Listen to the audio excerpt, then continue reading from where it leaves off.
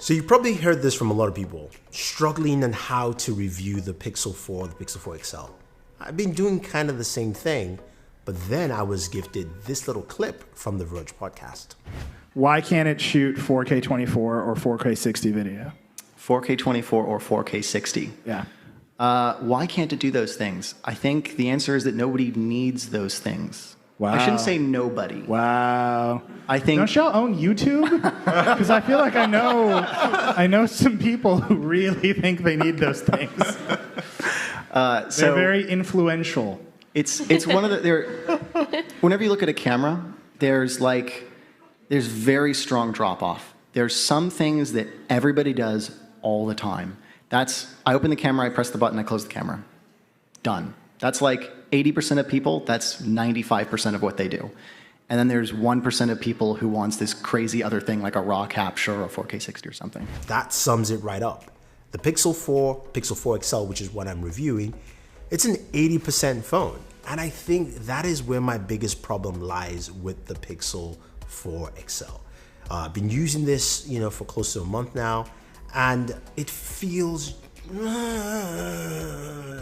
that's what it feels like to me, right? The Pixel 3, if you go back to last year, I didn't like that phone. I did not recommend it. I made a video specifically not recommending the Pixel 3 XL. I had so many issues. I'm glad I don't have hardware issues this year, and they've solved a lot of that for me. Hardware seems really solid off the bat. I love the hardware looking. I love that orange back. To me, that's my favorite color. The chin is massive on the forehead, and then the chin is also big, but I prefer that over a notch. That being said, the device still feels a little halfway. There are things it does really well. And as you saw, and if you haven't checked that out, go check out my full professional camera review. This thing does a really, really good job in taking photos. It is probably the best.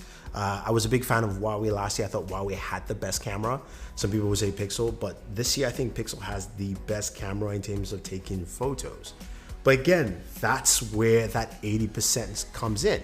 Google decided not to put a ultra wide angle lens on this thing. So, that's the thing that a lot of people use in taking ultra wide photos. It's very beneficial. They felt like people don't use it, so we don't put it in. 80% thinking right there, right? So not having a ultra wide lens makes me just go back to the Galaxy Note 10 Plus because it has an ultra wide and it still has probably the best ultra wide lens on there. So that is missing from my photography. And when it comes to video, on the other hand, as we heard in the clip earlier, it doesn't do 4K 60, doesn't do 4K 24. Video has not been improved necessarily from last year. So you're going again. Come on, guys. We can't be the master of just one small thing. Now, going back to that clip and saying, look, this is something, they mentioned how that's a feature that not a lot of people use. Let's take astrophotography, for instance. It's really nice to have, but the fact is, how many people will take out their tripods to have that long exposure time? Not everyone. Not a lot of people. Actually, less than 10% probably. So it's even less than the amount of people that they talk about with it. And to me, that is mind-boggling. That's where I feel that Google hasn't thought about the process of what they're trying to do with this device. There are videos out there will tell you the Pixel 4 XL is not for you. I say it's not for a lot of people because of that 80% mentality. You gotta look at the competition. Now, this device also has a ton of features. You've got a 90 Hertz display, which is really nice, especially for people like me who like to game. And that's really cool. The problem is, of course, it does that variable 60 to 90 in terms of where your screen brightness is. So again, that's something that's kind of, right? And then you also have the fact that it's packed with a 3700 milliamp battery. It's a much smaller battery than you would want to have with a device pushing a 90 Hertz display. Most of the devices are 4000 milliamps minimum, and the results are quite clear. If I game with the Pixel 4 XL, forget it. I just have to go charge this device. So those are the kind of thinking, those 80 to 20% thinking that I realize they're not really pushing it. Now, some would say you've got adaptive battery life, which is good. Until this very day, my battery life has not adapted to my needs. I know some people who have seen improvements, but for me, it's just not there. And I think I'm fine with adaptive battery as long as the battery size also matches. So, if I'm doing a active battery on a 4,000 milliamp, it makes more sense than 3,700 or 2,800 on a Pixel 4, which by all accounts has been atrocious with battery life. So, those are the kind of simplistic things that I think doesn't make a lot of sense. Now, here's another one that for me, it's more personal than anything else. One of the biggest things that Google announced at the event is the voice recorder. It works really well. I love the app, but let's be honest, how many people will actually go into the voice recorder app? Now, I personally wish that Google leaned on more of its strengths and basically bake the voice recording app into Google Assistant. It could be a feature that was just available for the Pixel for a while before it goes to any other device that supports Google Assistant. But the fact that if for me, the thought process would have been easier if I had my Pixel, I'm at an event or I'm interviewing someone and I just say, hey, G, record that. And it starts recording. And I can also say, hey, G, record that and transcribe. And it does it off the bat. And I don't have to go into an app. Trust me, the app is great. There's nothing wrong with it. But again, that's that little step I would like to see from Google. I really like this device, don't get me wrong. I think it's a solid piece of hardware, and I think it brings in a lot of great features in terms of the camera, in terms of camera photography. Portrait photos look really good. You got to check out the video with Marian. He really breaks that down. But the other side of having the camera is missing with video. I mean, people capture a lot of content, and having that ability to capture it and to the highest degree is missing from a device that's priced, at about 800 plus, So for me, these are the things that make me a little wary with the Pixel 4 XL and the Pixel 4, to be frank.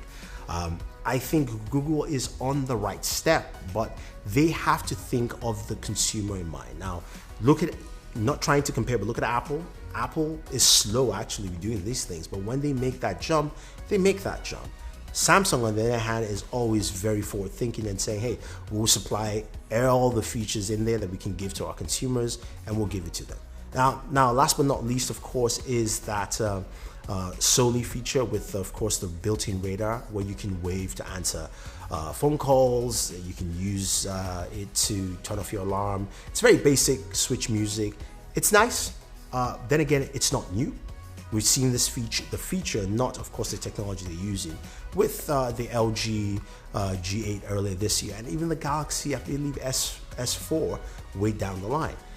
Again, this is something where I think now it's the reverse of that 80-20, where 20% of the people, even less, will use that feature, and 80% will go, why do I have it? When you have a very solid voice assistant, I would have loved to see Google Assistant take a bigger role in this device, pushed a little bit more harder, and add in features that say, wow, this is the power of what Google can do, and this is how it helps me use this device. So those are the kind of things that I do like. I mean, my Google Assistant started dictating what I was saying because I said Google Assistant. I didn't even say, hey, Google, but I said Google Assistant, and it started dictating. So you can understand where I am with this mindset. Now, there's a couple other things that are minor.